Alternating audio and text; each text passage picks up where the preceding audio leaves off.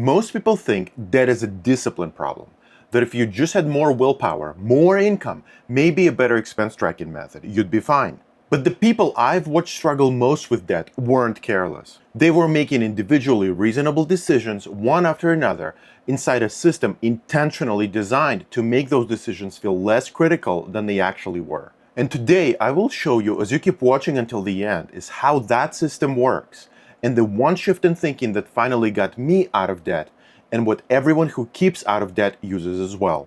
There's something strange about debt. Almost everybody agrees it's dangerous. Almost everybody says they want less of it. And yet, millions of intelligent people slowly slide deeper into it every year. Not because they're reckless, and not because the math is too hard. Usually, not because they're lazy either. The real problem is nothing like that. They think debt is about numbers, but debt is mostly about timing. It's about emotional sequencing, about how the brain interprets consequences that haven't arrived yet. Avoiding debt isn't complicated mathematically.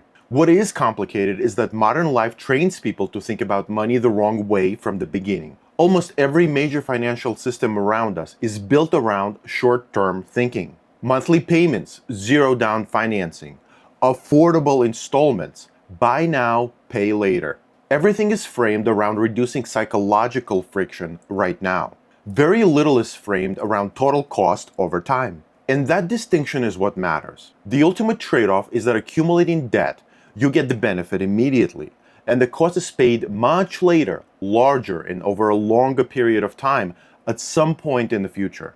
It's this delayed penalty that makes debt into an expensive trickster that it is. Because debt doesn't usually arrive as a catastrophe in one shot. It arrives dressed up as a convenience. That's the dangerous part. Nobody wakes up one morning and says, I'd like to spend the next 7 years financially trapped. Instead, they say, that's only $84 a month, or I deserve this, or I need this to make my life easier. And sometimes that last one is even true. The problem isn't that people want things. The problem is that they buy time incorrectly. That's really what debt is. You're pulling future income into the present, and sometimes that's necessary.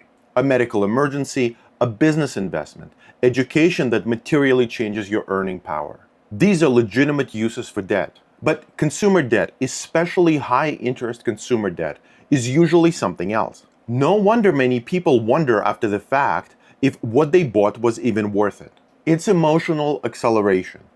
You want the future version of your life now. The upgraded car, the better apartment, the new phone, the vacation, nicer clothes, the things and experiences we all covet. And modern finance makes that future feel instantly accessible, almost frictionless. The hidden cost, though, isn't mainly interest. Interest is actually the least understood part of the whole thing. People think the pain is in the amount. It's not. The real pain is the duration, how long debt stays attached to your life. That's what slowly grinds people down. Think about carrying a backpack. 10 pounds doesn't sound unbearable. But wear it for 40 miles and eventually it changes your posture, your energy, your movement, your choices. A monthly payment isn't just a number. It's a standing claim on your future attention. Every obligation simply reduces your future flexibility.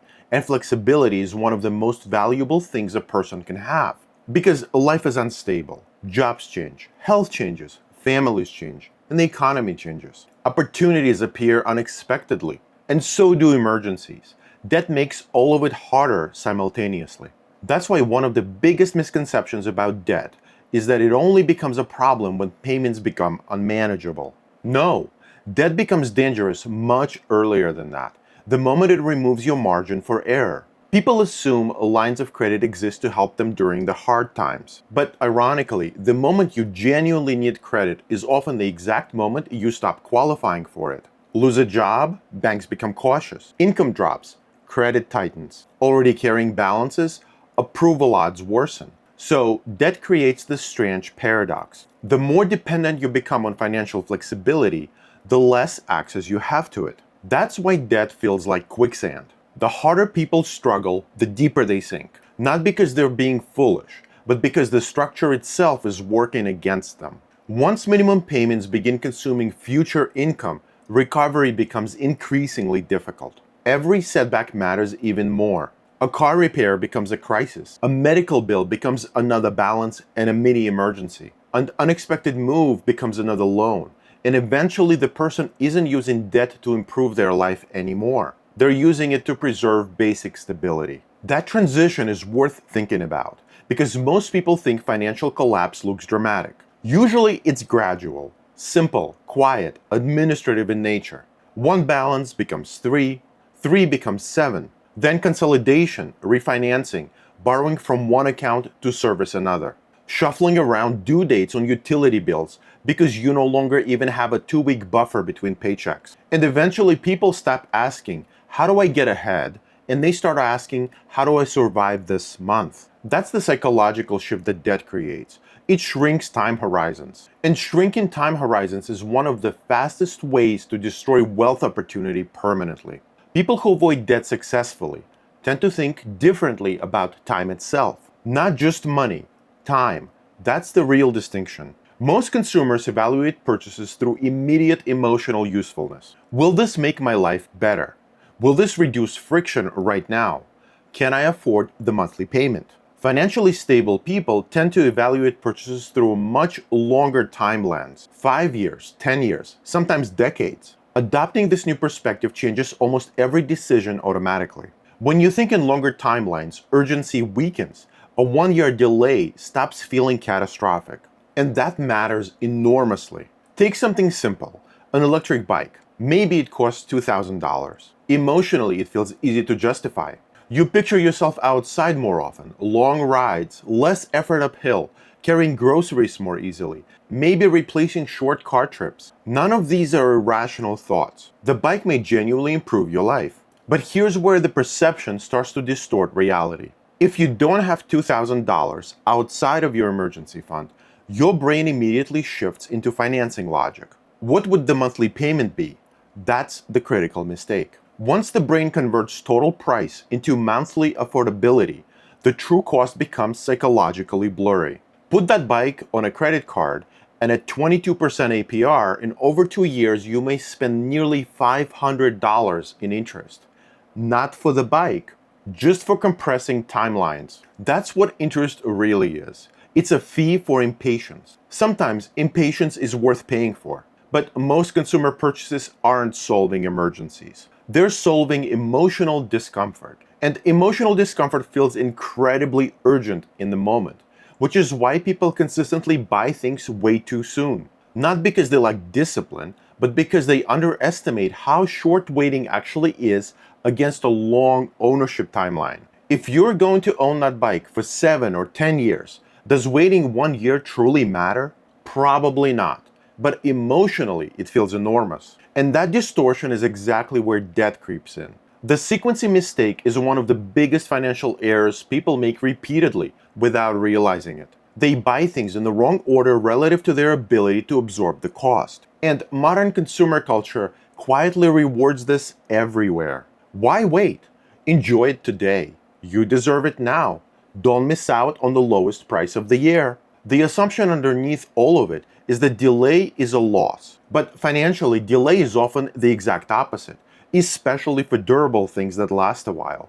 Because durable purchases create a strange illusion. The benefit arrives immediately. The cost stretches into the future. And the brain naturally overvalues immediate emotional reward compared to future financial obligation. Behavioral economists have studied this for decades. Humans discount future pain very aggressively, especially when it's abstract, especially when the present reward feels tangible. That's why someone can fully understand that a credit card charges 22% APR and still emotionally process the purchase as it's only $100 a month. Knowledge alone doesn't override perception. Companies know this, of course.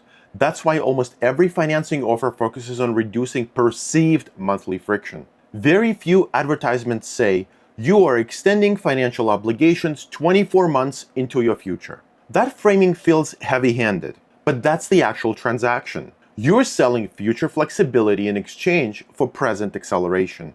And people rarely understand how expensive flexibility is to regain until they've lost it. Here's where sequencing becomes worth examining closely. Back to that electric bike.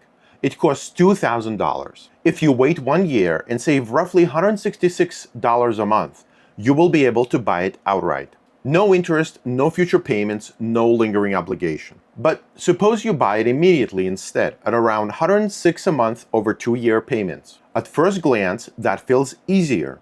Immediate enjoyment and lower payment. Except your future income is already committed to this payment before it even arrives. Stack enough of them and that changes your entire margin structure. And margin matters way more than it looks at first glance. Margin is what keeps small problems from becoming disasters. People think wealth is mainly about accumulation. A lot of the time, wealth is actually about breathing room. Enough space between income and obligations that life can unfold without constant financial panic. Debt compresses that space, and the dangerous thing is that people adapt to compressed conditions surprisingly fast. Humans normalize pressure. If someone has 3 monthly payments, eventually those payments stop feeling abnormal. They become baseline reality. Then another payment gets added and another, until eventually the person no longer experiences income as ownership. They experience it as a pre-assigned allocation. The paycheck arrives already fully spoken for. That feeling changes people psychologically. Money stops representing possibility. It starts representing maintenance. And when that happens, motivation shifts as well. A lot of people trapped in debt aren't pursuing growth anymore. They're pursuing relief. They're bracing for the mishap that would drop them into financial freefall. There's another mistake closely connected to this. People evaluate affordability in isolation, not as part of a system. They evaluate whether they can afford one thing independently, instead of understanding the chain of costs attached to it. This is especially dangerous with lifestyle purchases, because expensive purchases rarely arrive alone. Buy a luxury car and you don't just buy the car. You buy higher insurance, higher maintenance, more expensive tires, more expensive repairs, possibly higher registration fees, maybe even premium fuel. The car becomes an ecosystem of other expenses. Same with larger houses. People calculate mortgage payments carefully, then underestimate property taxes, heating costs, cooling costs, furniture, roof repairs, landscaping, appliance replacement. Suddenly, the house isn't just more expensive to buy. It's more expensive for everything tangentially related to it as well. Financially stable people tend to think in ecosystems, not isolated purchases. They ask, what else comes attached to this? That question alone can prevent years of financial stress. And yet, most people never learn to think this way because the financial culture trains consumption analysis very narrowly. Can you qualify? Can you make the payment? That's it. But qualification is not the same as sustainability. Banks optimize for acceptable statistical risk, not for your long-term peace of mind. A bank may approve you for a loan that leaves you perpetually strained. From their perspective, strain is acceptable as long as repayment probability stays high enough. From your perspective, chronic financial strain changes your quality of everyday life dramatically. It affects stress, sleep, relationships, career decisions, risk tolerance, even creativity. Financial pressure consumes cognitive bandwidth. Researchers have observed this repeatedly. When people operate under sustained scarcity, mental performance narrows. Long-term thinking becomes harder exactly when you need it most. Strategic planning weakens. Immediate problems dominate attention. And debt amplifies that effect because debt continuously converts the future into a source of present anxiety. This is where one of the most damaging habits enters. People begin evaluating life in extremely short financial windows. One paycheck, 1 month, one billing cycle. And once that happens, almost every bad financial decision starts looking reasonable. A $70 subscription feels manageable monthly. A $600 car payment feels survivable monthly. A financed vacation feels manageable monthly. Stack enough manageable monthly obligations together and eventually the structure collapses under its own weight. Especially because income rarely rises smoothly and predictably forever. Life contains interruptions, and people who survive financial interruptions well usually share one thing: low fixed obligations, not necessarily high income, low mandatory spending. If your survival threshold is low, your flexibility becomes enormous. You can change careers more easily, take opportunities more easily, handle emergencies more easily, and recover from mistakes more easily. Debt works against all of that. Which is why avoiding debt is not mainly about straight frugality. It's about preserving optionality. And optionality scales, options multiply. People often think wealth means owning many things, but genuinely wealthy people often prioritize owning their future time, their flexibility, their ability to make decisions without panic. And that requires resisting one of the strongest impulses modern consumer culture produces: artificial urgency. The feeling that life must happen immediately, that waiting equals deprivation, that delay equals failure. But if you study financially stable people carefully, many of them developed the opposite instinct. They became comfortable with delayed sequencing. Not forever, not deprivation as an identity, just intentional pacing. Instead of saying no, they learned to say not yet. And that phrase is incredibly powerful financially. Not because it eliminates desire, because it restores control over timing.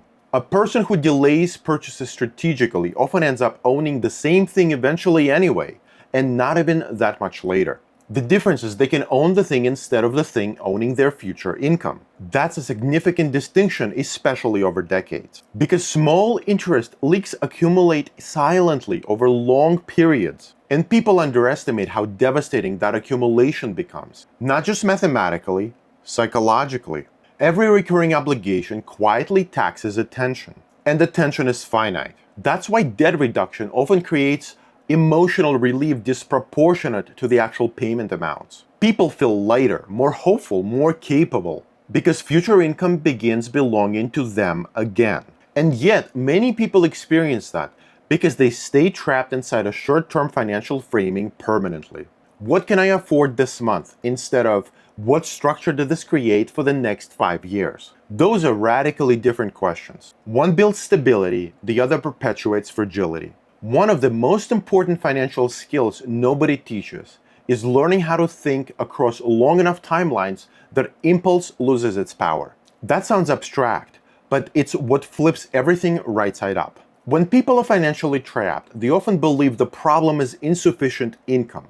And sometimes that's true. But very often, the deeper issue is that financial decisions are being made inside a timeline that is far too short. Someone earning a decent income can still feel permanently underwater if every decision is evaluated through immediate affordability. Meanwhile, another person, even earning maybe a little less, may slowly build stability simply because they think in longer cycles. 2 years, 5 years, 10 years, sometimes an entire working lifetime. That perspective changes consumption behavior automatically because a long timeline exposes hidden trade-offs. Imagine two people. One buys nearly everything just as soon as they emotionally want it. The other delays many purchases until they can absorb the cost without financing it. At first, the first person appears to be living better.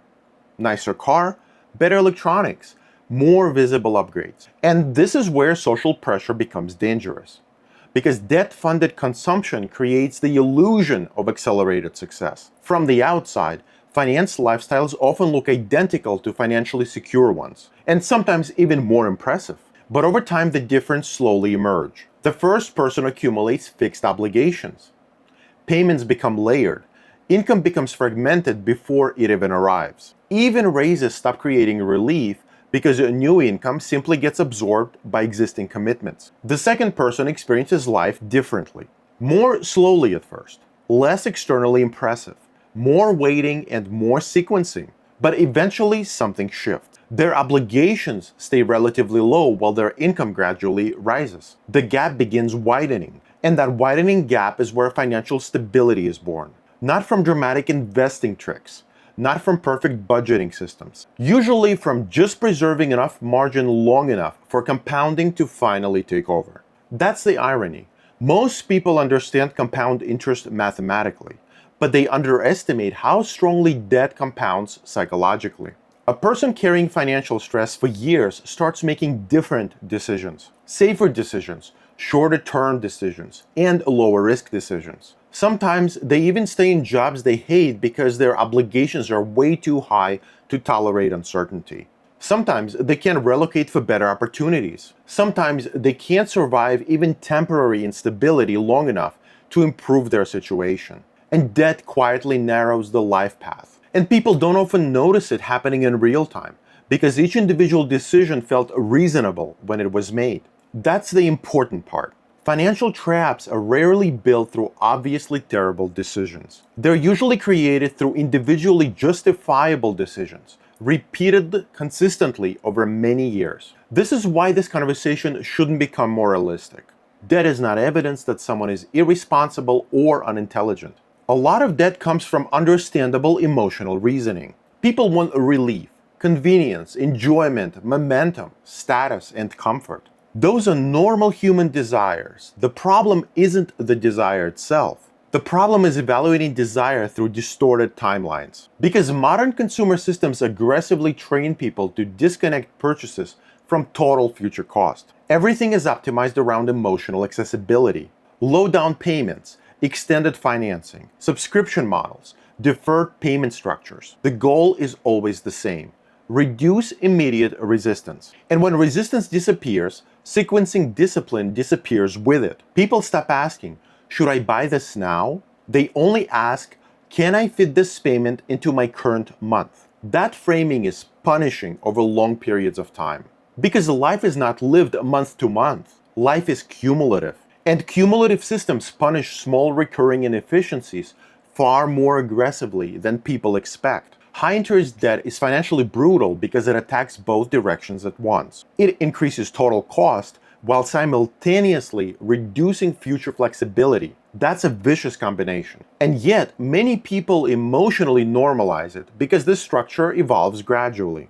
Nobody suddenly wakes up with 10 obligations overnight. A phone payment, then future financing, then a car payment, then credit card balances, then a vacation, then medical debt. And eventually income becomes structurally insufficient, even if the salary sounds respectable on paper. This is why some high earners still live in constant financial stress. Income alone cannot overcome a permanently overcommitted structure, especially when lifestyle expands automatically alongside with earnings. As income rises, expectations tend to rise with it. And if expectations rise faster than discipline, higher income simply produces larger debt capacity, not freedom. That's why some people making $200,000 feel just as trapped as someone making 50. The numbers changed, the structure didn't. Now, there's a resistance that tends to surface whenever people hear conversations like this. Part of them thinks, so the answer is just to never enjoy life? But that's not the point at all. This is not an argument for deprivation. It's an argument for sequencing. That's a real difference. The financially stable person isn't necessarily denying themselves permanently. They're often delaying strategically. And strategic delay creates something genuinely valuable. Ownership without lingering obligation. That feeling changes your relationship with money entirely. When you buy something outright, the emotional experience is cleaner. The thing belongs to you.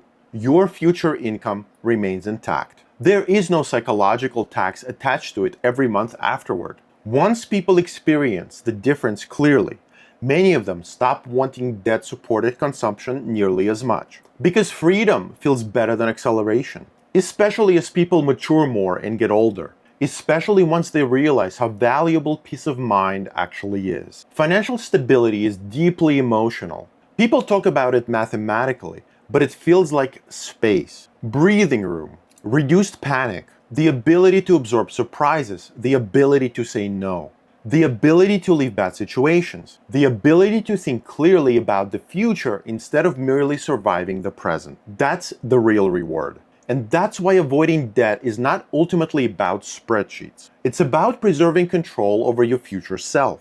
Because every financial obligation is a negotiation with future time, future labor, future attention, and future flexibility.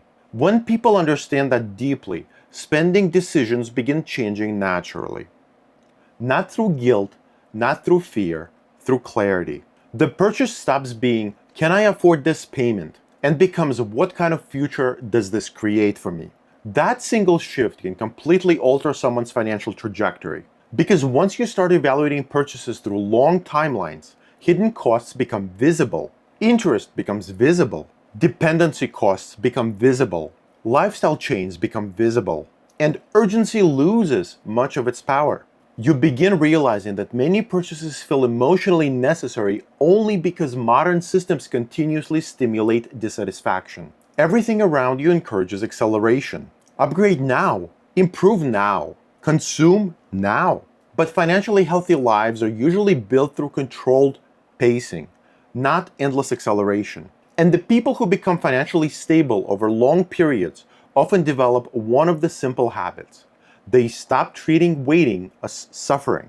A delayed purchase is not automatically a lost experience. Sometimes it's just intelligent sequencing. Sometimes waiting a year avoids carrying consequences for 5. There's a remarkable trait if you think about it clearly, especially because most durable purchases remain in your life far longer than waiting period required to buy them responsibly.